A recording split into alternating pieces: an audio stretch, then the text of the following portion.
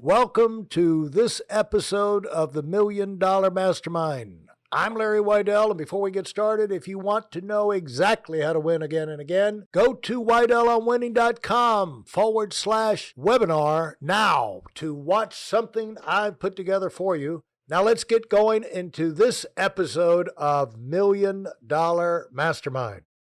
I'm here talking with Hector LaMarque, and what a thrill it is because of what Hector knows about winning. And it's not off the cuff, just experiential. It is an educated, it is a duplicated method. It is a repeat, got it down to every step, every phase of living life intelligently, effectively, and moving forward, using those, the energy and everything you create to continue to move forward and accomplish even more amazing things that you can't even believe. Because I know he's living a life now that, he has to pinch himself. Yeah. But if we checked in with Hector probably in 5 years, his mind would be blown again with where his business and his life has gone. And that's because he's following a pattern. And so talk about Hector, life is not, and business and all this progress is not a straight line. No, it's not. We all have our plans, but you got to be able to adapt when things come in and just totally destroy your plans. But it's easier to get back on track if you started with the plan to begin with, Yeah, absolutely. But, how would you describe the process of growth for people where they can have a mature, stay on track,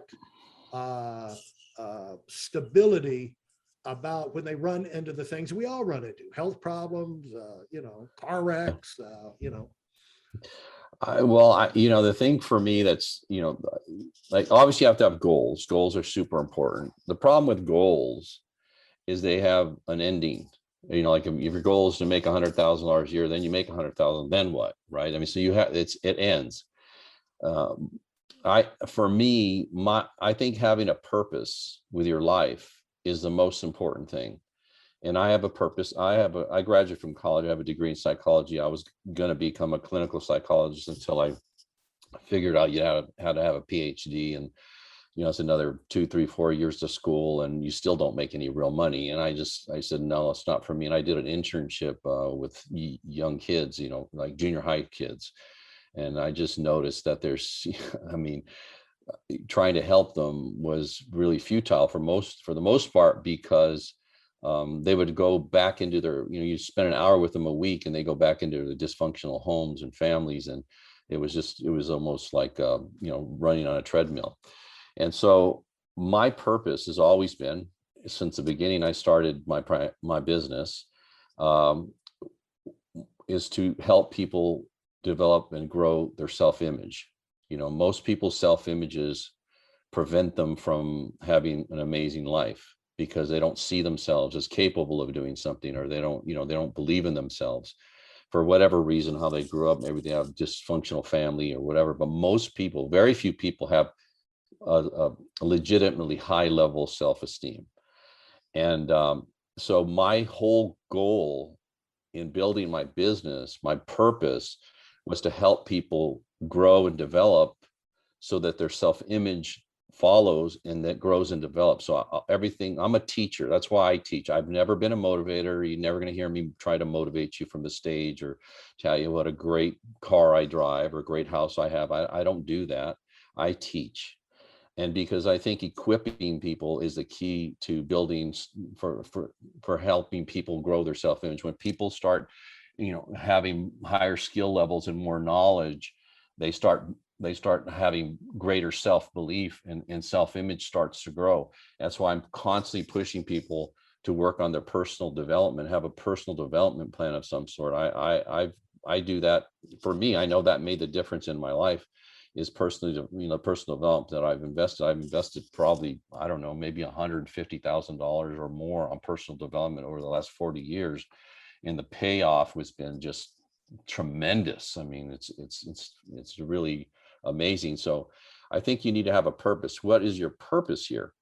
What are you trying to accomplish with your life? Where, at the end of the road, when we're on our deathbed, what are you going to look back and say, oh, I had an awesome house, an awesome car, or whatever? No, it's going to be the impact you've had on other people's lives. So that's why I'll never retire, because there's no end to a purpose. It never ends. The number of people that need someone to guide them, to help them, to encourage them, to coach them, to teach them, to, is never ending. And so retirement for me is not an option. I will never retire. I'll keep doing this. I mentor a lot of people that aren't in my business. I mentor. And that's what I do. That's my life. That's what gets me going in the morning. That's what keeps me excited about my life and what I'm doing with my life. And I think you need to figure out, what is your purpose? What are you trying to accomplish with your life? I know you want to get financially independent, all that sort of thing, and that's great, and you should absolutely do that. I think being debt-free and financially independent is a smart goal, but that's a goal. But what's your purpose? You need to figure out what that is. I know for me, it's helping people with their self-image, helping them believe in themselves, helping them grow and develop skills that allow them to change their lives and their families' lives. That's always been my goal from the very beginning, starting in Primerica. When you look at life, you read the paper, you see things happening around you. You can't help but notice patterns of winning, patterns of losing, patterns of where people are,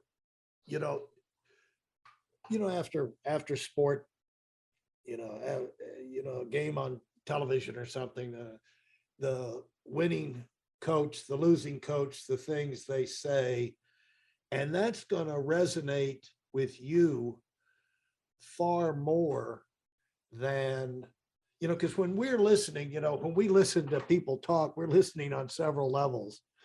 And, we know what they're telling themselves. We know what it's probably going to lead to. We know if that's setting them up for success. The idea of having your purpose is it'll help you start to use your time in a way that'll be more rewarding and satisfying for you, and Absolutely. We've all got to go to the bumps on the road, but just to go through the bumps on the road, and I endured the bumps on the road, but nothing was accomplished.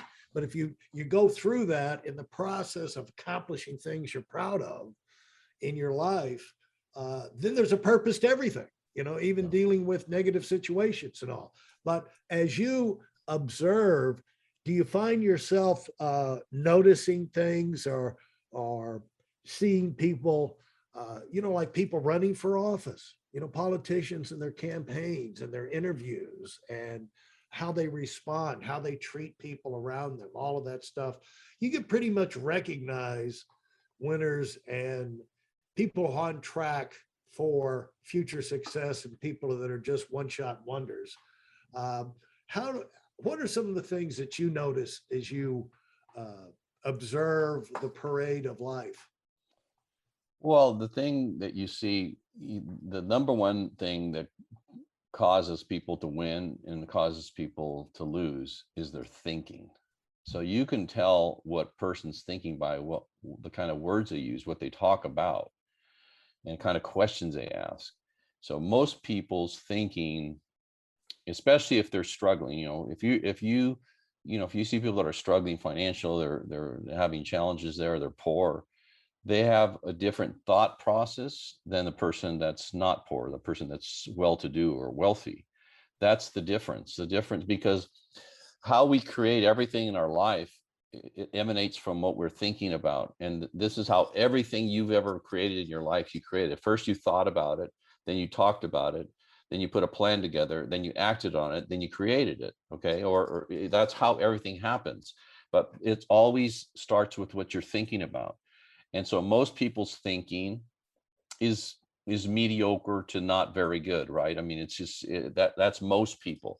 When you see people that are highly successful in any endeavor, I guarantee you their thought process is different than the people that are struggling. Much different, because the thoughts what they do is they determine what you do. Your thoughts determine your actions create your results. So if you're not thinking like a winner, you're not thinking at a high level, then it's going to be very difficult for you to have success at anything. And you see that all the time. You know, if you're in a low level paid job and you're not doing very well, you got there through what you think about. If you're in a high paying job or a high paying business and you're doing well, you got there because of what you think about. And what most people don't guard as well as they should is they should guard their thinking. And that a lot of that has to do with who you associate with, the books you read, the audios you listen to, you know, where you pay attention.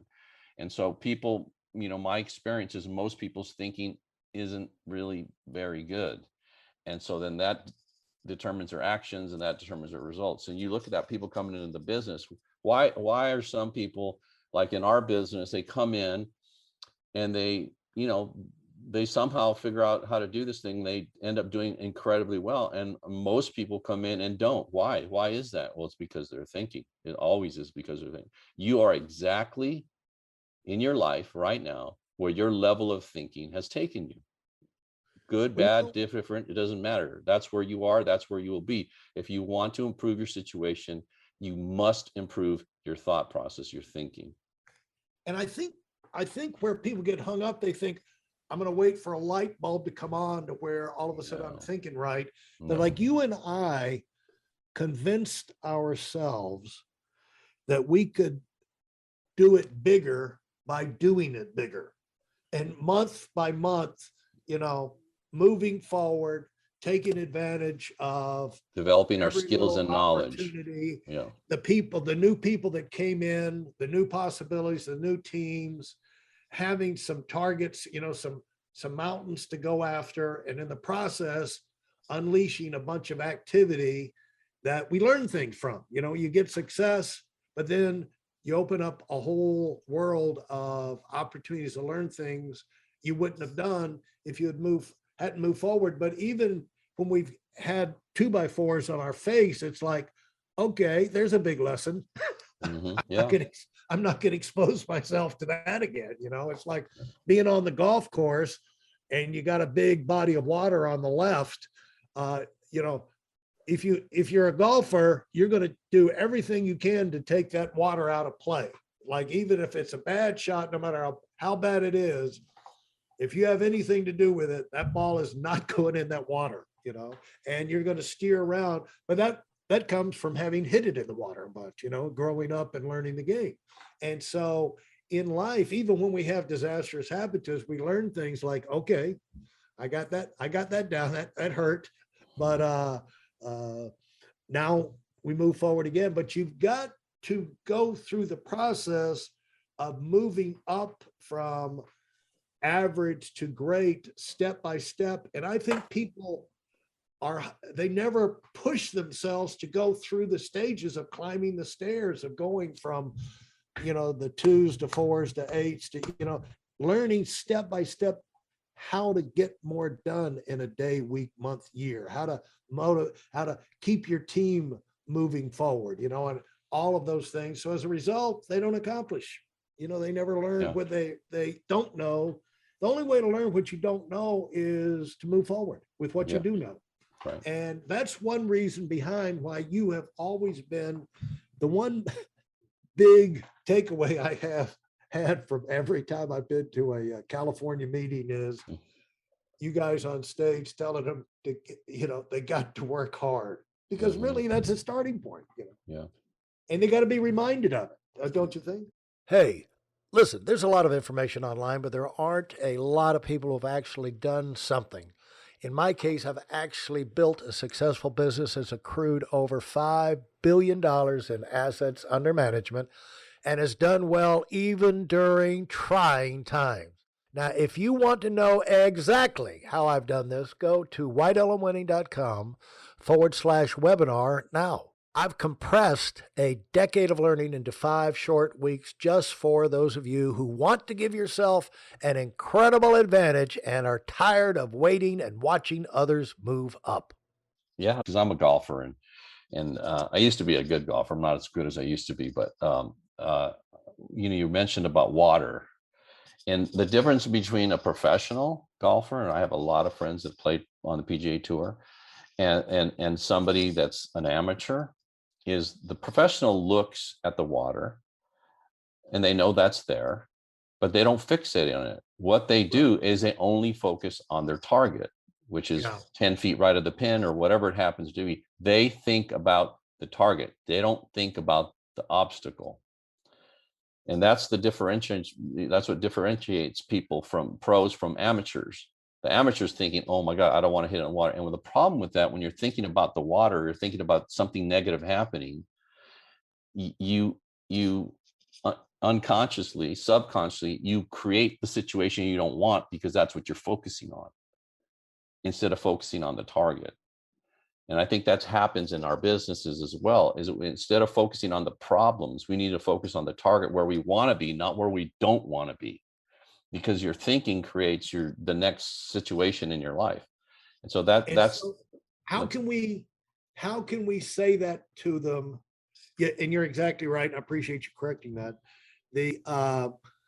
How can we maybe come up with something to say to people? Because you and I both know we've got people we've been in business with for decades, great people. And they have all the skills, but they just are somehow stuck in the mud. What could we take away from that analogy to say to them that might allow them to have the light bulb go on, that they may not be realizing it, but they're thinking about the water? Well, the thing about the most people that aren't doing well, you know what their challenge is? They're just simply not that motivated. Yeah. Most people aren't that motivated. One of the things that caused the explosion in my business, took me about 3 years to figure this out. I wanted everybody to be successful. And a lot of people just wouldn't do the work. They just weren't that motivated. And when I made a change about my third year, I said, okay, I'm not working with anybody that's not motivated anymore, period. I'm not doing it. And I started only focusing on the motivated people. And that's when my business exploded. That's when my income took off. That's when everything happened for me, is when I stopped working with the unmotivated and trying to motivate people. It's an impossibility to motivate people. People either are or they aren't. Now you can, and even like, if you want to really move people, your personal example is what's going to be the inspiration for the motivated people. The other people, that aren't motivated, they're simply never going to do the things that they need to do. And that what causes them to stand out? What causes them to stand out to you as somebody that you could get excited about spending time with? Their actions. They show up to all the meetings. They read the books you recommend. They listen to audios you recommend. They don't miss stuff. They're doing the things that you're asking them to do. You just pay attention to do it. You can see them. They stand out like a sore thumb rather. I mean, they just do. And so that when I would find somebody that would actually do the things I was recommending that they do and teaching them, I spent more time with those people. I went out of my way to build a deeper relationship and spend more time with them, because those are the people that are going to allow you, that are going to become, successful in the business, are going to help you build your organization. I spent a lot more time. I think what happens in our business is a lot of people, they see people and they're trying to motivate people, and they're spending time with people that they shouldn't be spending time with. And then they get frustrated, and then they get dejected by it. And then that gets them off track. When you're working with motivated people and you're teaching them, and they're actually implementing the things you're teaching them, and they're doing the things that's energizing. That would energize the heck out of me when I would have somebody that would actually listen to me. And so so what happened for me, because I did that and I focused only on the motivated, I never got burnt out. I was always excited about the business. It's when you're pouring time and energy into an unmotivated person that wears you out and gets you to get dejected. So I just stopped doing that. I think, Hector, also you have identified something that is holding a lot of people back, that are motivated, at least more motivated than what they're showing. And that is, they feel obligated to keep working with the handful of people they have who are not that motivated, and they spend their time. I've got to come up with something. I'm the leader. I should be able to come up with something. And it's kind of like, I've had some talks. It's like, Mhm. these guys are never going to do it.